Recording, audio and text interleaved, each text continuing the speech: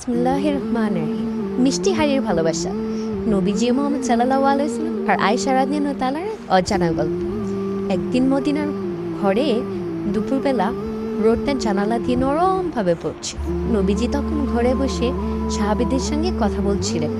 ঠিক সেই সময় দরজায় ঠকঠক আওয়াজ হয়। ওরা এলো নবীজির অন্য এক স্ত্রী হাফসা রাদিয়াল্লাহু তাআলা একটু বিশেষ খাবার পাঠিয়েছে, মধু মিশানো সুগন্ধি পায়েস। নবীজি খুব খুশি হয়ে সেটি সামনে নিলেন। তখন পাশে ছিলেন হযরত আয়েশা রাদিয়াল্লাহু তাআলা।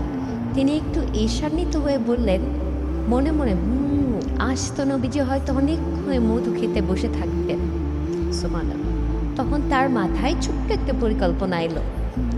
তিনি নবীজির অন্য দুই স্ত্রী সাউদা রাদিয়াল্লাহু তাআলা এবং হাফসা রাদিয়াল্লাহু তাআলার কাছে গিয়ে বললেন, যখন নবীজির কাছে আসবেন তখন বলবেন, ইয়া রাসূলুল্লাহ, আপনার মুখে যেন মাগাফির যা হচ্ছে এক ধরনের আঠা, এর গন্ধ আসছে। এভাবে তিনজনই আলাদা আলাদা সময় নবীজিকে এই কথা বললেন। নবীজি সাল্লাল্লাহু আলাইহি ওয়াসাল্লামকে চিন্তিত হয়ে বললেন, আমার মুখে এমন গন্ধ, তাহলে তো আমি আর মধু খাবো না।